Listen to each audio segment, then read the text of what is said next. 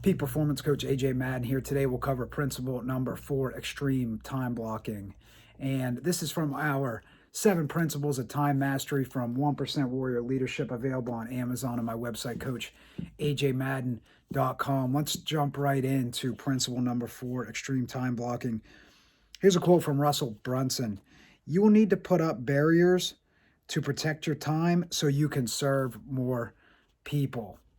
And this is what extreme time blocking is all about: putting barriers up around your time and physically blocking them off on a calendar and prioritizing them as what is most important in your day. If it's not on your calendar, most likely it's not going to happen. I've seen this over and over and over again. It doesn't matter what your IQ is, how successful you are, how hard you work. If it is not on your calendar, it is unlikely for the vast majority of people that it will happen. To-do lists are overwhelming. I don't really like to-do lists. They do work for some people. You have to do what works best for you. All that really matters ultimately is, are you getting things done each day? What does your day look like? Are you getting 1 step closer, 2 steps, 3 steps closer to your most important goals? That's what matters. So whatever system you choose to use, all that matters is it works for you. Time blocking works for me. It works for many others. It gives us a sense of priority to our day. And when it is blocked off on the calendar, other less important things cannot take the place of your most important daily tasks and activities that move you closer to your 1 or 2 most important goals. And here's our 2 steps to extreme time blocking. Step number 1 is you have to write out the blocks of your entire day. I do this every day. I do it 7 days a week, where I block off or write out my schedule each day, which is essentially blocks. So for each task I do each day or activity, I write it out first thing in the morning. And that's what I follow during the day. Now, you can leave a little bit of flex time in there because sometimes tasks take longer than expected, and also unexpected things come up. So you have to have some flexibility there. But overall, if you can just follow at 80, 90%, you're going to be doing much better than most people in terms of controlling your day and being able to focus on your highest impact activities. So step 1 is to write it out, physically write it out. You can put it in a calendar or time slots during your day, or you can just write it out in a journal, a piece of paper, or on a notepad on your phone, those slots. Step 2 is to try to make the most important things a priority each day and try to get them done in as little amount of time as possible. The minimum effective dosage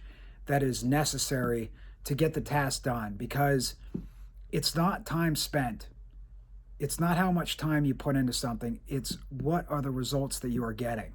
And many people confuse activity for accomplishment. I spent 8 hours on this today. Well, how much did you get done? How much did it move the needle closer to your 1 or 2 most important goals? How could you have done that in half the time and got the same, if not better, results? That's how my mind is constantly working. In Parkinson's law, a task will take as much time as you give it. So I'm always looking to half things. So if I think something's going to take 4 hours, I'm always thinking, how can I get this done in 2? Which is essentially eliminating the inessential steps, trying to do things a little or a lot faster, and or delegating or leveraging other people's time and knowledge. So that's how my brain works every day. How can I do this in half the time? How can I half this? And this allows us to focus on the vital few activities or functions of a task or a goal, and we're continuously looking to shrink and fold time. Right? It is an absolute secret of some of the most successful people on the planet. For instance, Warren Buffett, he schedules his day in 10-minute increments. Bill Gates schedules his day in 6-minute increments. And Elon Musk schedules his day in 5-minute increments. And this is how I understand that they schedule their day. I've never actually seen their calendars, but I've heard this many times about how these three gentlemen schedule their day. What does this do? It allows them to get a lot more done, because a lot of the time these increments, these time blocks on their daily schedule are meetings with other people. When you give someone 5 or 10 minutes meeting time, it forces them to get right to the point and to give you the most important information or ask you the most pressing question. You're essentially training everyone in your life to communicate in this manner. Be brief, be bright, get to the point. Let's talk about problems first. Then let's talk about what's going well.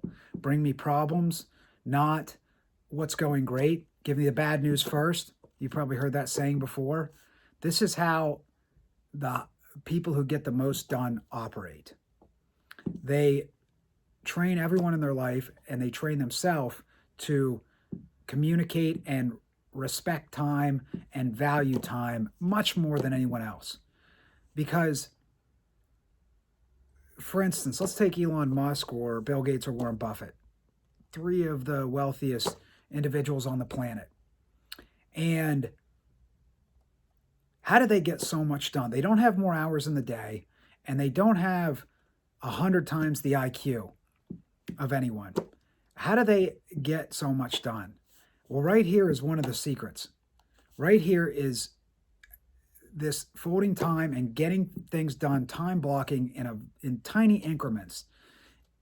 It forces everyone to speed things up and to focus on the absolute vital functions, the vital challenges, the vital questions, the vital information that they need to give these three people. It's not that complicated. Don't overthink it. It's right in front of our eyes. Just no one's paying attention. Here's a quote from Dan Kennedy.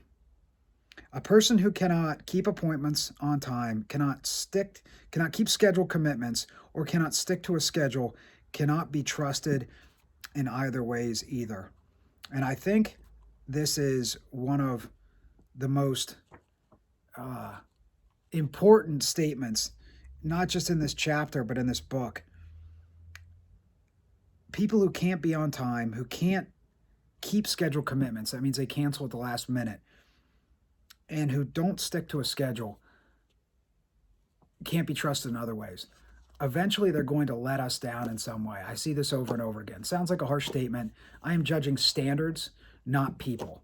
I'm not judging the individual as a human being. I am judging the standard in which they operate and perform.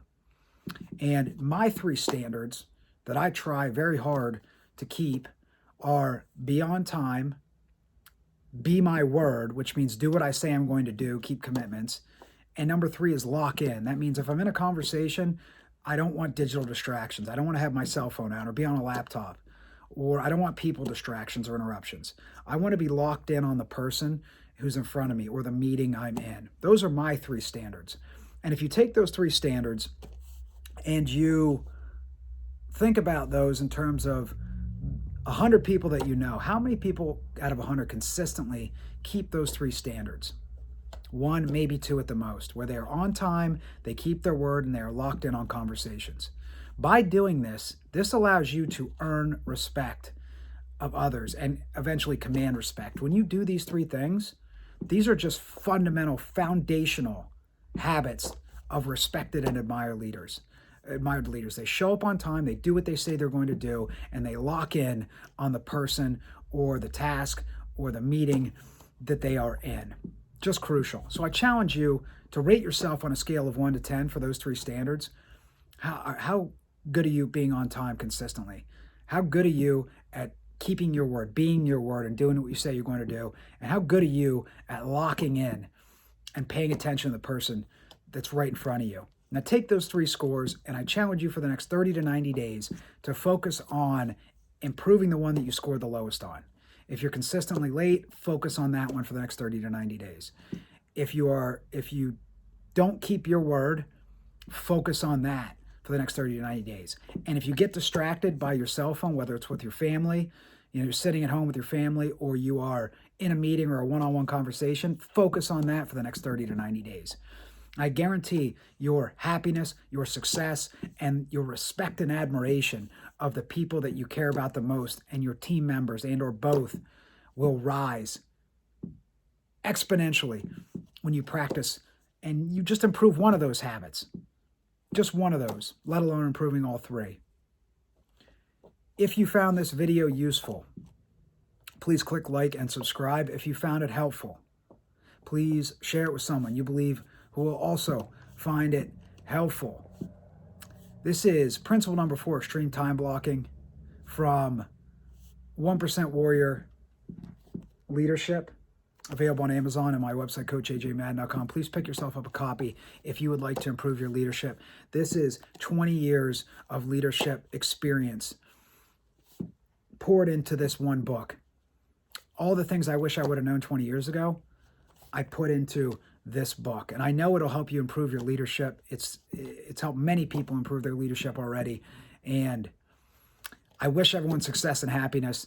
And I challenge you to block off the things, the tasks, the activities that are most important to moving the needle towards your 1 or 2 most important goals.